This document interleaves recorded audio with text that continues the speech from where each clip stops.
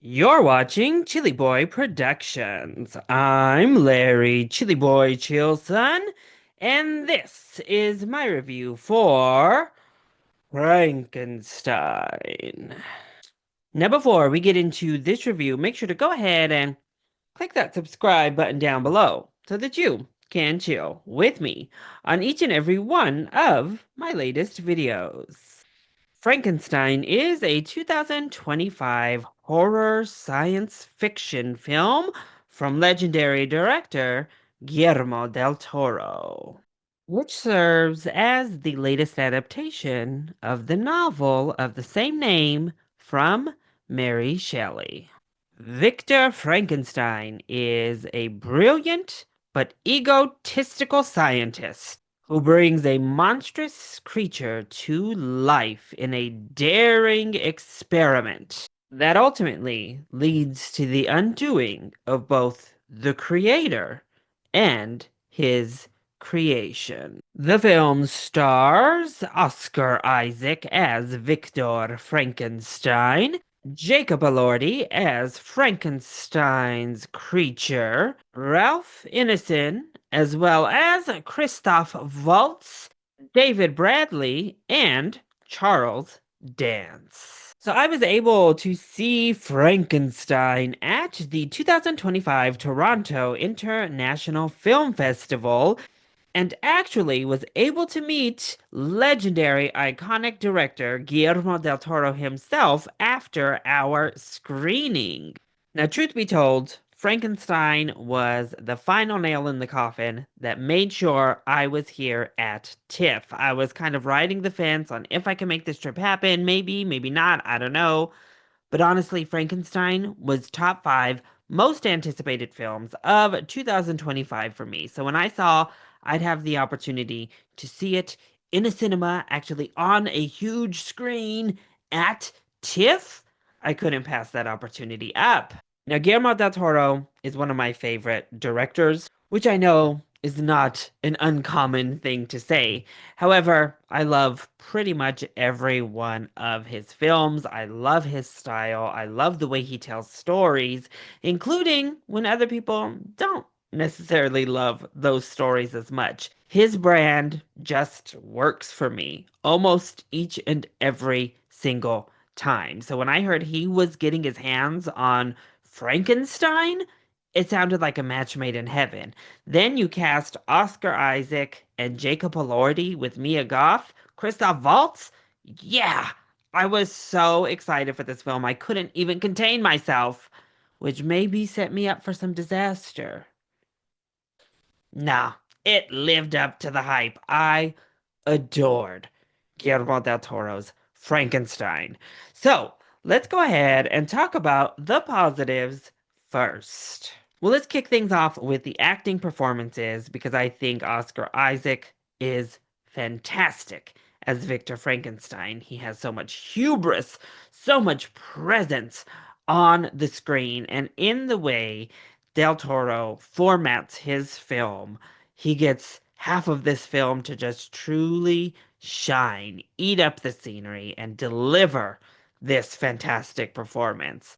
And I also love this current trend of Oscar Isaac deciding to give us the full bakery on display, shed the clothes, and feed the children. Because, yes, we get a naked Oscar Isaac here in Frankenstein, and that is definitely a positive for me. But right there with him, possibly even stealing the show, is Jacob Elordi, who plays the creature in such a distinct, beautiful fashion. He's under all of this makeup, these prosthetics, but still somehow shines through with this very empathetic, sorrowful, tragic performance as the creature here. It's truly mesmerizing to watch him. His physical performance is outstanding in such a unique interpretation of this character, which one comes from the writing, which is weird because I actually think this is very close to the Mary Shelley version of Frankenstein's creature, much closer than, this version here, which I think may throw audiences a bit. He's very sympathetic. He speaks He is a fully realized character in and of himself, and Jacob Elordi absolutely nails it in every facet, right down to this amazing physicality I was not anticipating from this creature. Mia Goth is right in her bag here, and she is predictably very good in the film, as is Christoph Waltz and David Bradley, who obviously we know from Game of Thrones and we know from Harry Potter films.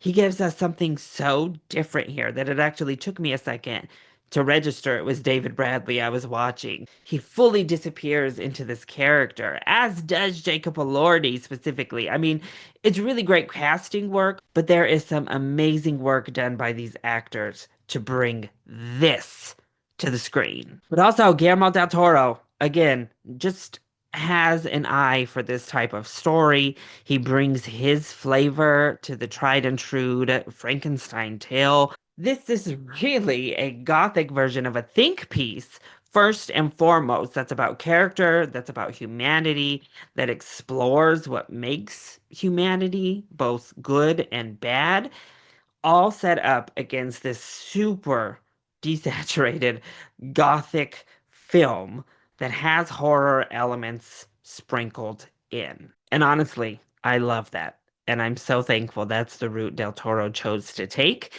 and he executed it perfectly. The cinematography is stunning. The set designs are absolutely out of this world. The costumes, killer, honestly.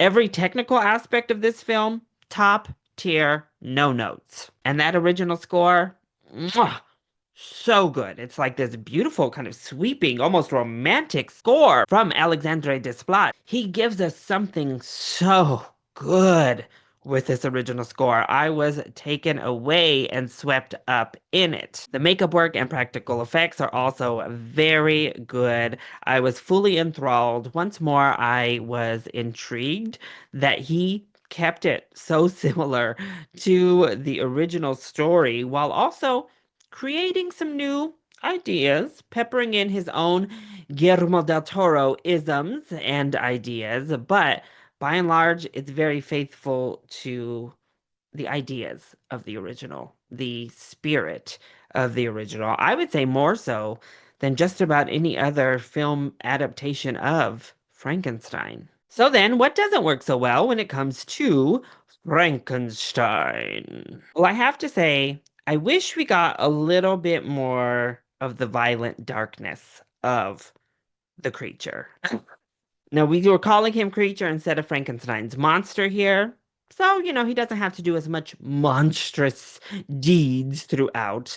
But I think we cut back on some of those monstrous deeds. And even when he does kill people, it isn't played as this really violent act as much as it is self-defense or self-preservation, which again plays into Mary Shelley's original novel quite well. However, we don't even get all of those instances. So when we get to the point where the creature just feels like he's consumed in rage, it doesn't fully resonate because I think we get glimpses of that rage, but we spend so much time of his half of the story feeling empathetic towards him and learning his actual life story that we don't get the monster moments. I also think every now and again the visual effects looked a little bit off, and that's mostly when we get like big explosions or people like flying out of things. The VFX weren't as strong as a lot of the practical effects. And speaking of practical effects, I'm still very torn on the creature design. Now, I know we don't always have to have the same design. We heard about what that creature design was inspired by in the post discussion. It makes sense to me. I just don't know that they executed it all that well. It looked very muddled and undefined. So I'm very excited to watch this again on Netflix, where I can see the detail of that design more up close and personal on a more intimate screen. And then I'll reevaluate my thoughts on the creature design. But as of right now, it falls on the weaker side in my book. But overall, I absolutely loved Guillermo del Toro's Frankenstein. This nearly 3-hour film was just the right pace for me personally. I was fully invested in both halves of the story. The way that we structured that storytelling worked really, really well. I was fully invested in these characters, particularly the creature himself. It's a beautiful retelling, not only of the story itself, the novel, but also of the themes, ideas, and message that come with that original novel. Honestly, up to this point, it's my favorite film from TIFF that I have experienced. And I have some heavy hitters still on the back end of the festival, so we'll see. But right now, it's GDT's Frankenstein for me. I absolutely adored it. So, if you are one of those lucky few who live in a city that will receive a theatrical release for Frankenstein on October 17th, I beg you, please rush out to a theater and check this out. Otherwise, definitely put this to the top of your watch list November 7th when it hits Netflix. I think this may divide some folks, but it is definitely worth the watch.